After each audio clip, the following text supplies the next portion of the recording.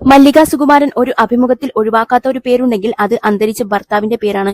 സുകുമാരന്റെ ഓർമ്മകളിലാണ് മല്ലിക സുകുമാരൻ ഇന്നും ജീവിക്കുന്നത്. മല്ലികയ്ക്ക് വലിയ ആഘാതമായിരുന്നു സുകുമാരന്റെ മരണം. 1997 തന്റെ 49-ാം വയസ്സിലാണ് സുകുമാരൻ മരിക്കുന്നത്. ഹൃദയാഘാതമായിരുന്നു മരണകാരണം. ഭർത്താവിന്റെ മരണത്തെക്കുറിച്ച് സംസാരിക്കുകയാണിപ്പോൾ മല്ലിക സുകുമാരൻ. ഇൻഫൈൻറ്റ് എന്റർടൈൻമെന്റ്സിന് നൽകിയ അഭിമുഖത്തിൽ സംസാരിക്കുകയായിരുന്നു ഇവർ. ഐസിയുവിലേക്ക് കൊണ്ടുപോയപ്പോൾ മാഡം പുറത്തിരുന്നു എന്ന് എന്നോട് പറഞ്ഞു. ഇന്ദ്രനെ അകത്തേക്ക് വിളിച്ചു. 10 മിനിറ്റ് കഴിഞ്ഞ് ഇന്ദ്രൻ വെളിയിൽ വന്ന് കരഞ്ഞു. അച്ഛന് കൂടുതലാണ് അമ്മയെ, വിളിച്ചിട്ടൊന്നും അറിയുന്നില്ലെന്ന് പറഞ്ഞു. എനിക്ക് പെട്ടെന്ന് ഉൾക്കൊള്ളാൻ കഴിഞ്ഞില്ല. ഞാൻ അകത്ത് കയറി. പുള്ളി വിളിക്കുന്നത് അറിയുന്നില്ല. ശ്വാസമെടുക്കുന്നുണ്ട്.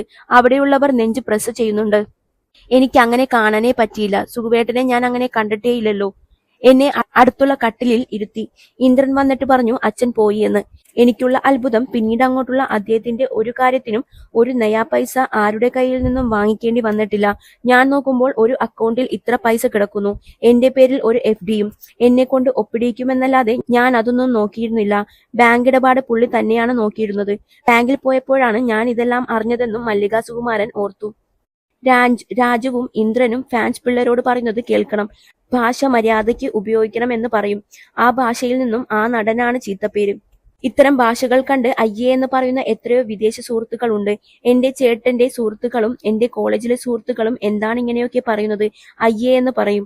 നല്ല രീതിയിൽ പെരുമാറുന്ന നല്ല മാന്യന്മാരായ നടന്മാർക്ക് കൂടെ ചീത്തപ്പേര് ഇവർ സംഭാവന ചെയ്യും. ഏതായാലും ദൈവം ഇത്രത്തോളം കൂടെ നിർത്തി.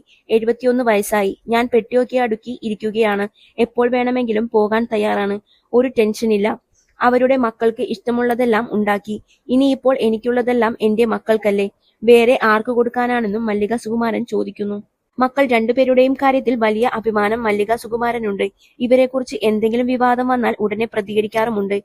എമ്പുരാൻ സിനിമയുമായി ബന്ധപ്പെട്ടുണ്ടായ വിവാദങ്ങളിൽ വളരെ ശക്തമായാണ് മല്ലിക സുകുമാരൻ പ്രതികരിച്ചത്. പൃഥ്വിരാജ് ആ സമയത്ത് മാധ്യമങ്ങളെ അവഗണിച്ചു. എന്നാൽ മല്ലിക സുകുമാരൻ മകനു വേണ്ടി നിരന്തരം സംസാരിച്ചു. അഭിനയ രംഗത്ത് ഇപ്പോഴും സജീവമാണ് മല്ലിക സുകുമാരൻ.